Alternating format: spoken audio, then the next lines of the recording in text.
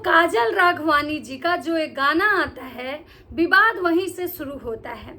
गाना कौन सा है ये आप सबको पता है कि भाई मुझे लइका ना चाहिए डिफेंडर वाला, हमका लइका चाहिए स्प्लेंडर वाला, हमरा लइका ना चाहिए डिफेंडर वाला।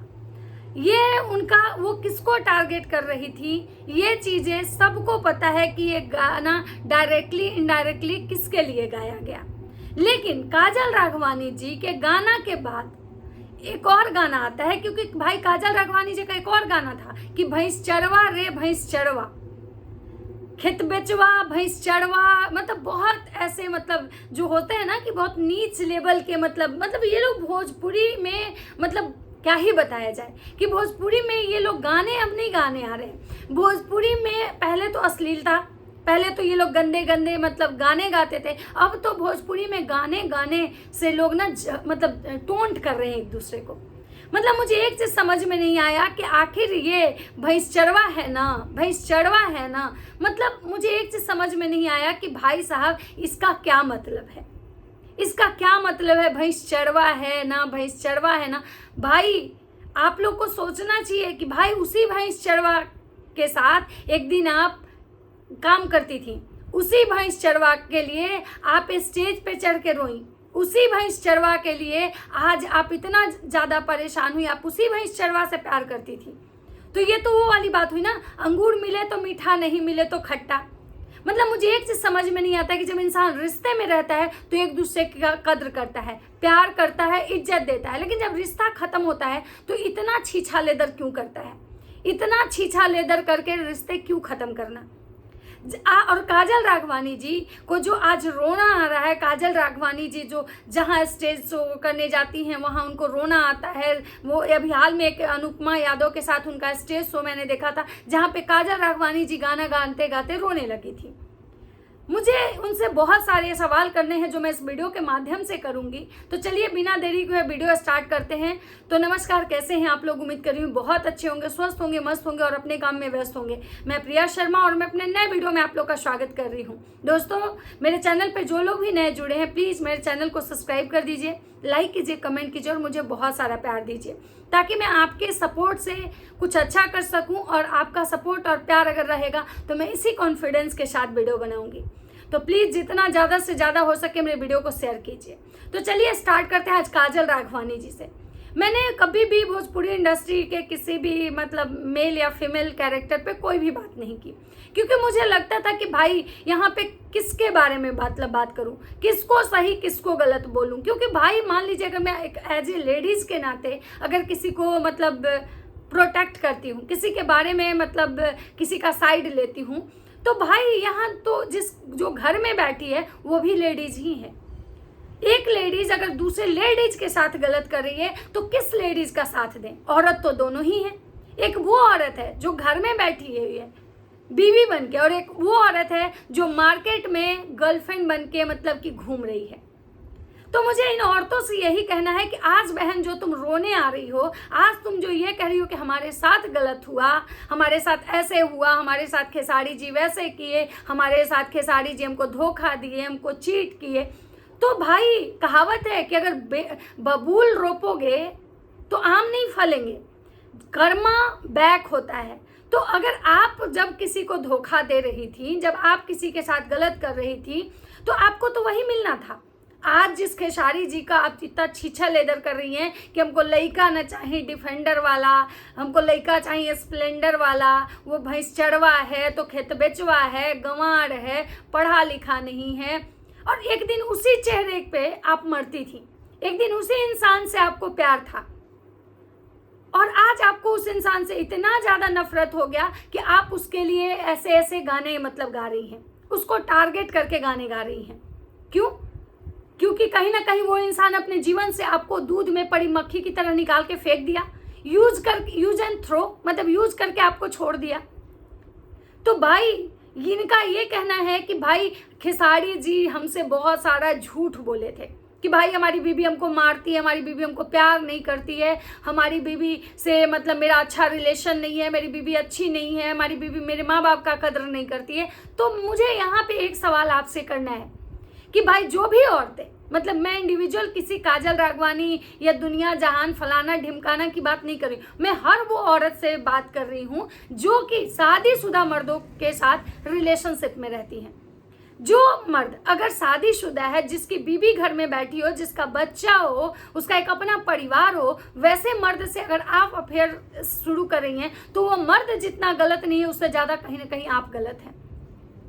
आप कैसे किसी का घर बर्बाद कर सकती हैं? आप एक औरत हैं। एक औरत होने के नाते जब आप एक औरत का दर्द नहीं समझी, तो अगर वो आपके साथ वो मर्द गलत कर रहा है तो भाई आपके साथ होना चाहिए। कर्मा इज बैक, कर्मा तो मिलना ही चाहिए। आप किसी औरत का जीवन बर्बाद करने पे तुली हुई हैं, आप किसी औरत से उसका पति छीन रही हैं, उसका बसा बसाया घर परिवार बर्बाद कर रही हैं, फिर आप कैसे आप उम्मीद करती हैं कि आपके साथ सब अच्छा हो? कैसे?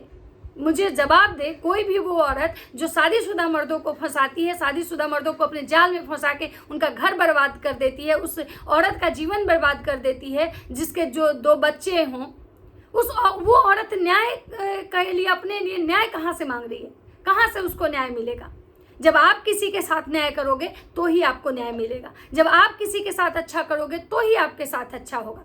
लेकिन इन टाइप की जो नेचर की जो भी औरतें हैं, मैं केवल एक काजल राघवानी को नहीं बोल रही हूँ, इस टाइप की नेचर की जो भी औरतें हैं वो तब तक चुप रहती हैं, तब तक एंजॉय करती हैं। उनको बहुत मज़ा आता है कि भाई हम दूसरे के मर्द को फंसा के उसको यूज़ कर रहे हैं, उसके पैसे को यूज़ कर रहे हैं, उससे अपना नेम फेम बना रहे हैं। तब तक उनको एक दिन भी दर्द नहीं होता है। तब तक उनको ये नहीं दर्द दिखता है कि मेरी वजह से किसी के घर में कोई औरत दुखी है, मेरी वजह से किसी औरत का लाइफ हेल हो रहा है। तब तक इनको किसी का दर्द और किसी का दुख और कोई भी इनको नहीं आता है। इनको तब याद आता है जब वो मर्द इनको दूध में पड़ी हुई मक्खी की तरह निकाल के फेंक देता है। तब इनको बहुत सारे दर्द, उनकी बहुत सारी कमियां उनकी नज़र आने लगती है कि भाई खेसारी जो हैं वो ऐसे हैं, ये मर्द मुझे ऐसे धोखा देता था, ये सब लड़कियों को यूज़ करता है, ये भोजपुरी इंडस्ट्री में आई जितनी भी लड़कियां हैं सबको यूज़ करता है, सबके फ़ोटोज़ वीडियोज़ बनाता है और उसको फिर ब्लैकमेल करता है। मतलब तब उनकी सारी कमियां इनको दिखाई देती है जब इनको वो सामने वाला बंदा लात मार देता है।